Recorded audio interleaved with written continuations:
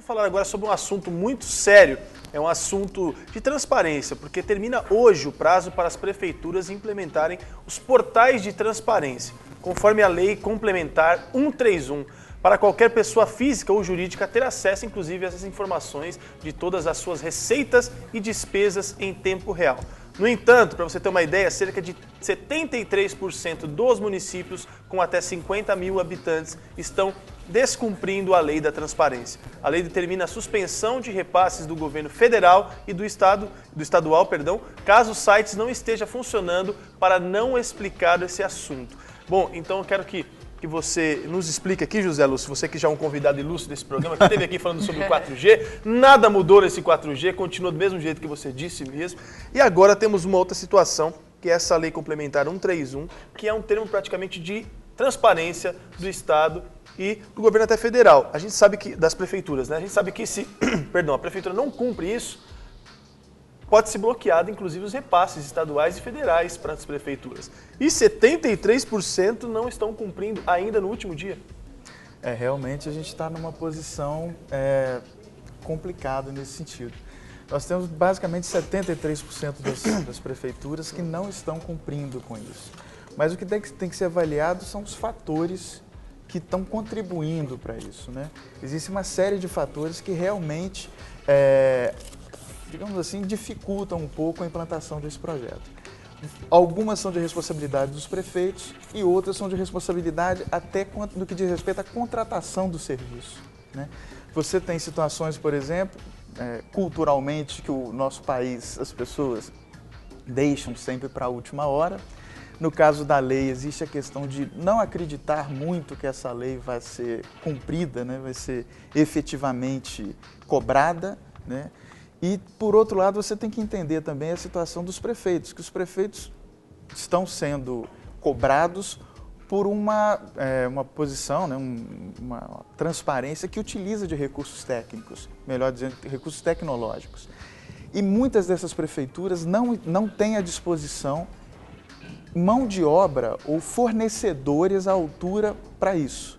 Então tem uma série de fatores nesse caso. Mas qual seria o principal motivo assim, para um percentual tão alto? Olha, eu andei conversando com alguns prefeitos e andei lendo a respeito.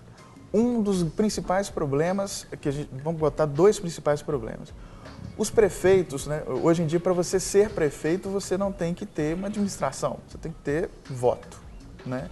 Então, os prefeitos são eleitos, faz parte até do processo democrático, é assim, né? Você não pode esperar que um prefeito entenda de informática, nem entenda de economia, nem nada nesse sentido. Então, os prefeitos, principalmente de cidades menores, né, cidades com população menor, ele não tem conhecimento técnico, então, e os próprios secretários também não têm conhecimento técnico. Então, eles têm dificuldade para entender o problema, ele não sabe avaliar se é uma coisa que pode ser resolvida com 24 horas ou com 24 meses, né? Ele não tem condição técnica de avaliar isso. E quando ele se vê em uma situação que tem que resolver o problema, ele não consegue contratar em tempo hábil essa tecnologia, digamos assim, para cumprir isso. Em alguns casos, ele vira até refém da empresa que ele contrata. Então, nessas conversas, já teve casos de prefeitos falarem que virou refém da empresa contratada. Ou que contratou um serviço, mas como ele não sabia avaliar quanto tempo era necessário e tinha um prazo longo, parece que a lei é de 2009, né? Ele não se preocupou, achou que estivesse bem encaminhado. Então faltou essa estrutura. Exatamente. Quer dizer, para variar, assim, uma falta de planejamento, talvez, de quem tenha decretado essa lei, porque a gente pensa o seguinte, José Lúcio, por mais que a pessoa não tenha o conhecimento, a gente tem um governo federal que está instituindo uma lei, ou seja, e para isso ele tem que embasar essas prefeituras do conhecimento, entre aspas, ou de talvez até uma assessoria para que isso acontecesse. Será que realmente vai haver uma prolongação desse prazo, ou... eu estou entendendo que é uma boa fé na sua fala. Sim. Porque apesar de que 73%, a gente é um canal cristão, a gente acredita também nessa fé. Mas assim, meu medo o meu receio, melhor dizendo, é que não seja evidentemente apenas esses leigos, essas pessoas que estão sofrendo com essa falta de informação e até mesmo na estrutura das cidades adjacentes ou até próximas não conseguirem essa mão de obra para implementar esse funcionamento desse sistema. Mas será que é só isso mesmo? Me ajuda aí. Bem, vamos agora para o outro lado Sim. da moeda, né? A gente falou de uma situação. Claro que com 73%, eu duvido que um governo federal, no caso são repasses federais, vá conseguir bancar o não repasse de valores para 73% dos municípios. O que deveria ser, né? Mas politicamente isso é uma moeda caríssima. Você vai estar caçando briga com 73% dos municípios e perdendo apoio político de 73% desses municípios. Então eu acredito piamente que sim, vamos ter um aumento nesse prazo e bem longo, né?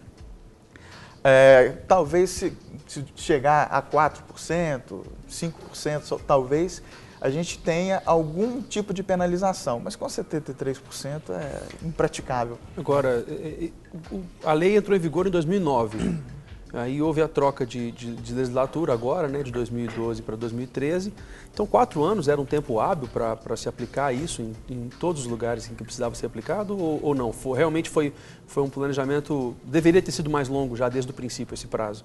Você que é um cara tecnológico, fácil de responder, porque você tem esse conhecimento tecnológico. Sim. Até a pergunta do Felipe é muito pertinente, porque você tem esse conhecimento tecnológico. Então, assim, às vezes a gente vê que realmente as pessoas não têm acesso, mas 4 anos para essa tecnologia toda, e às vezes não é tanto, não precisa de tanto, né? Às vezes um site de informativo, é isso? Sim.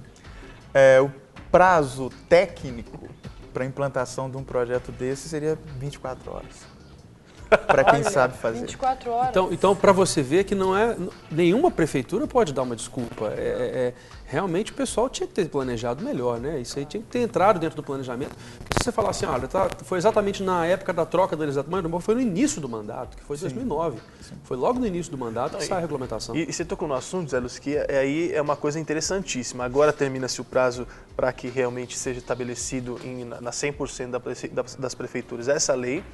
Mas a gente está entrando num tempo eleitoreiro. Sim. Então, realmente, comprar essa briga com supostas alianças, fatalmente, então, na sua concepção, isso será um prazo prolongado? Com certeza. Isso aí, sem sombra de dúvida. Politicamente impossível, eu acho impossível que alguém pague essa moeda política.